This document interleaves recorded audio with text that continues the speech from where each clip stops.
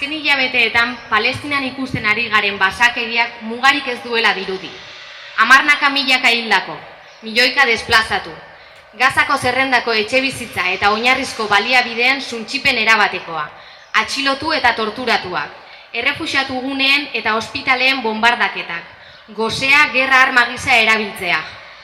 Sionismoa urritik hona burutzen ari den erabateko ofentsiba urteetan luzatu den kolonizazio eta garbiketa etniko prozesu luze baten beste urrats bat da.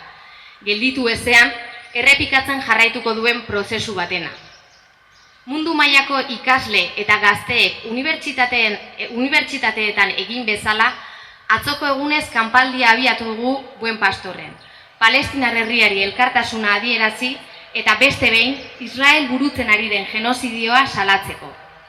Ordea, elkartasuna eta salaketa ez dira nahikoak gertuen dauzkagun erantzuleak seinalatzen ez baditugu. Horregatik, ekimen honekin Europar Batasunaren konplizitatea salatu nahi dugu Israel burutzen ari den sarraskian. Izan ere, Palestinarren genozidio hau gauzatzea ezinezkoa litzateke mendebaldeko herrialdeen eta zehazki Europar Batasunaren babes zuzenik gabe. Israel mendebaldearen aliatu estrategikoa da ekialde hurbilean.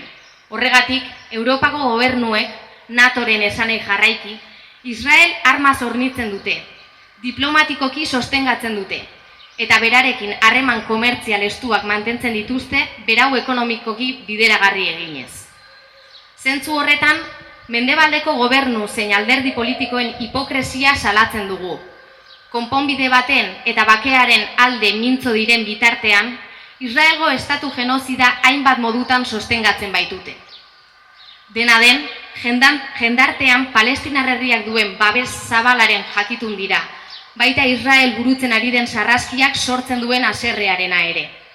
Horregatik, ekainaren 9ko Europar hauteskundeen aurretik alderdi eta gobernu ezberdinek Palestinaren aldeko keinu simbolikoak egiten ari dira. Keinu hauekin, alde batetik, Palestinarren borrokaren aldeko mugimenduak bozkak irabazteko baliatu nahi dute, eta bestalde, sarraskian duten konplizitate zuzena ezkutatu. Honen adibide argienetako bat da aurreko astean Espainiar, Norvegiar eta Irlandar gobernuek Palestinar estatua onartu izana. Onarpen formal honek ez du Palestinar herriaren egoera inolaz ere aldatuko. Are gehiago, Israelgo estatu genozida legitimatzeko balio du. Nola onar daiteke Palestinar estatua aldi berean estatu hori bidera ezin bihurtzen duen Israelgo estatu genozida bultzatzen baldin bada? Europar herrialdeek eta alderdi politikoek benetan genozidoa amaitu nahi badute, Israeli ematen dioten sostengua bertan bera utzi behar dute. Honek ordea, NATOren eta Europar Batasunaren agenda estrategikoarekin haustea eskatuko luke, eta jakin badakidugu ez daudela horretarako prest. Egoera honetan, Palestinar erresistentziari gure babesa adierazi nahi diogu. Palestinarren benetako askatasuna Israelgo estatu fascista eta kolonialaren suntsipenaren eskutik soilik etor daitekelako. Bide horretan, mendebaldeko gobernu eta enpresek entitate sionistarekin harremanak eteteko borrokan jarraituko dugu. Horregatik erabaki dugu kanpaldia egitea. Mobilizazio herritarrak biderkatuz eta hainbat frentetatik presioa eginez soilik lortuko dugulako Israelen aurkako neurriak hartzea. Egun hauetakoa ekarpen bat gehiago da bide horretan.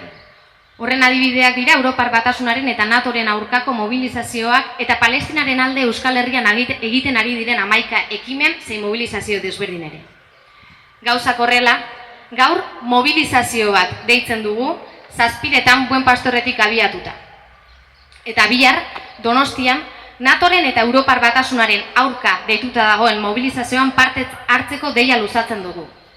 Ordura arte mantenduko dugu kanpaldia eta manifestazioa hastearekin batera amaiera emango diogu. Aste entzutetsu honetan hau izango da gure ekarpena.